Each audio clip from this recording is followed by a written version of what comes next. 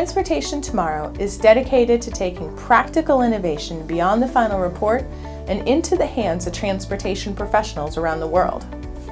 So today for our first episode, we're featuring one of the hottest items in transportation today, and I'm not talking about asphalt, folks. Today we're learning about UAVs, unmanned aerial vehicles. With over 1 million UAVs sold in the US in 2015, they're quickly picking up popularity as more than just Christmas presents. And the regulatory framework is allowing agencies to quickly take advantage of the possibilities. In this episode, you're going to meet Colin Brooks and Rick Dobson, two pretty amazing research scientists from Michigan Tech Research Institute, also known as MTRI. In a recent project with the Michigan Department of Transportation, Colin and his team at MTRI took UAV research to new heights, looking at all sorts of applications, including construction monitoring, bridge deck deformation above land and water, utility structures below ground, and even simulated crash scenes.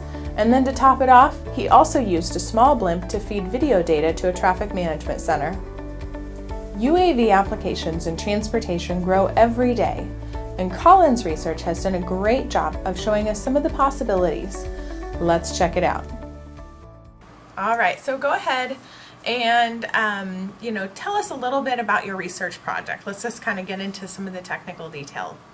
In 2013, Michigan DOT awarded a project to look at evaluating different applications of unmanned aerial vehicles, UAVs, or unmanned aerial systems, UAS, and I had put in a proposal to an open research RFP that they had put out. And after a series of discussions with Michigan DOT, or MDOT as we call them here, we came up with several focus areas that seemed appropriate to both current and upcoming levels of technology. We looked at evaluating bridge condition with sensors that you could deploy from a UAV. We also looked at monitoring traffic from a tethered device like a blimp, and looking at confined space inspection as well, so flying very small micro UAVs to see if it was safe to send a person into that area. We did some other work. We tested optical, thermal, and LiDAR technologies, including deploying those from UAV, and completed that project earlier this year, essentially what MDOT is calling a phase 1 initial evaluation project. Did a variety of demonstrations. We also worked with state and local police to show them capabilities of UAVs for crash scene reconstruction imaging. One of the things that I find just fascinating about how you look at UAVs is really like the Swiss Army knife of intelligent transportation systems. You can do so many different things with this device based upon the objective. And your multidisciplinary research background allows you to let's say twist and turn and bob and weave based upon the subject matter that they're really kind of looking at. Which of those was your favorite to do? Well, certainly flying above the bridge deck, and at the current time you have to fly with no traffic underneath.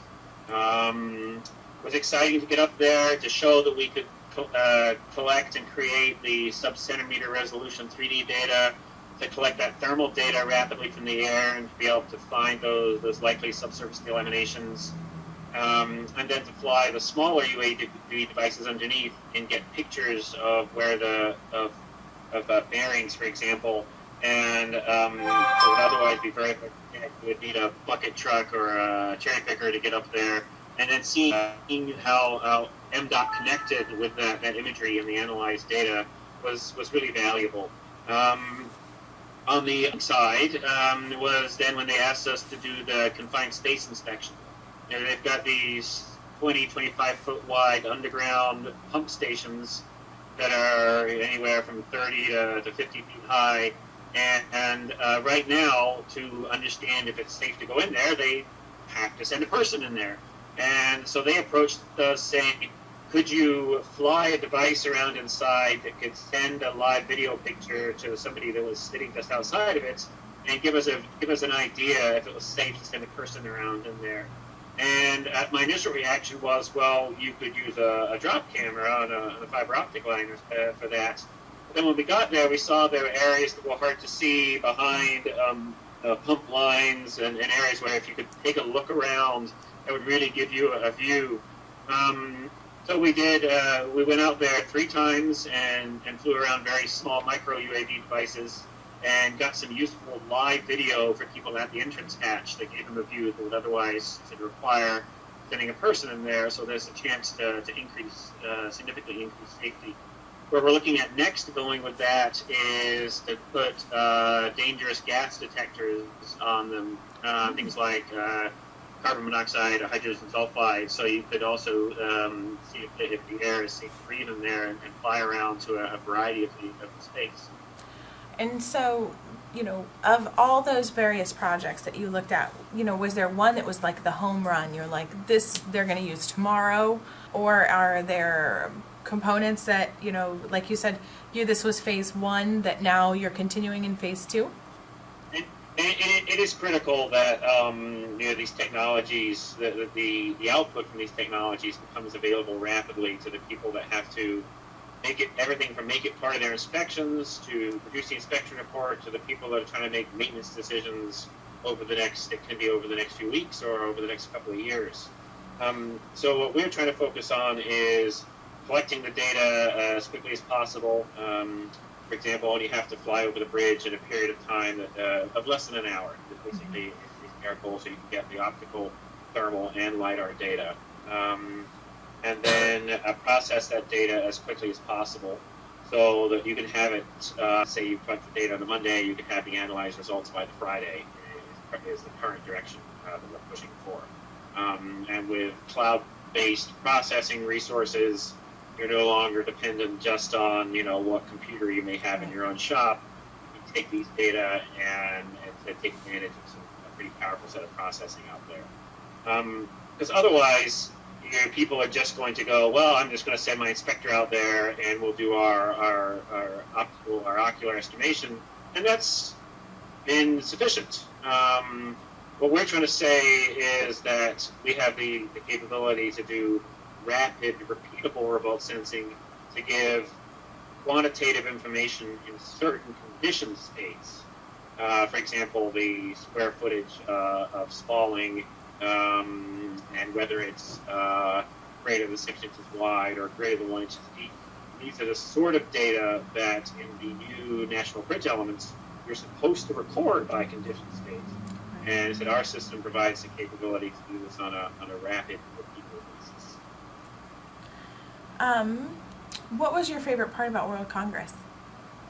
So we did a whole variety of things at the ITS World Congress. We flew inside the exhibit hall and showed how you could collect data over a simulated track. We did a series of demonstrations out on Belle Isle, which was part that was set aside for ITS demonstrations.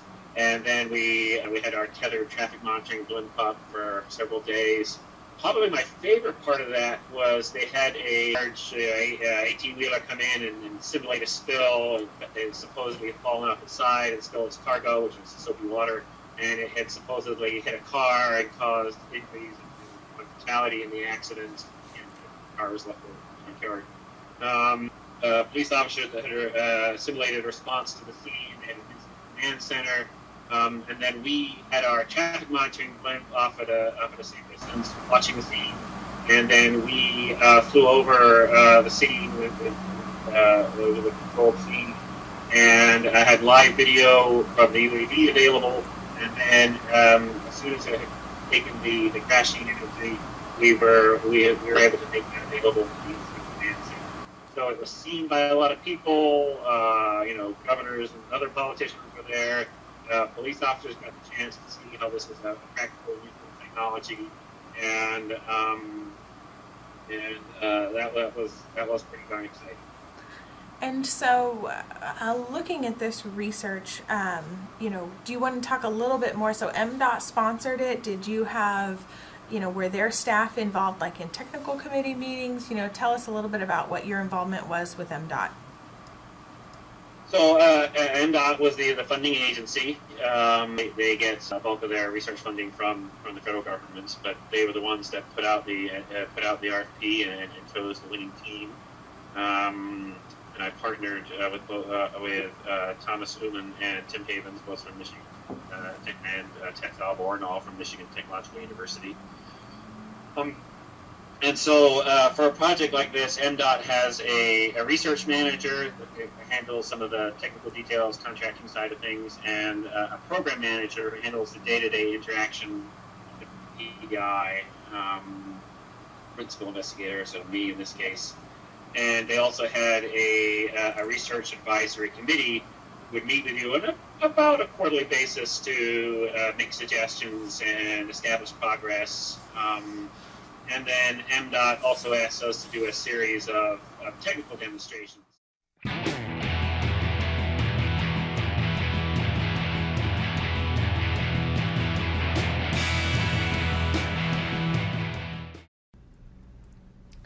So go ahead and, Rick, just tell us a little bit about yourself. All right. Well, I'm an assistant research scientist at Michigan Tech Research Institute. I've been here 8 years now. I have a bachelor's degree in earth science and a master's degree in environmental science, both of which I got from U of M. And I got involved in transportation research early on in my career here at MTRI, and I was on the forefront of UAV research as well here, which started back in 2011 now. And from there, that started with our US DOT Unpaved Roads project, using rail vehicles to assess road condition, unpaved road condition. And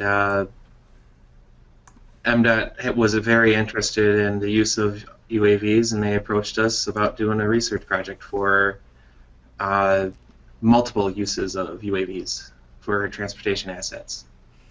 And so which one has been your favorite? I mean, you guys have done, unpaved roads, you've done bridges, you've done underneath the bridges, you've done traffic, you've done, just of all the stuff that you've looked at, what has been your favorite?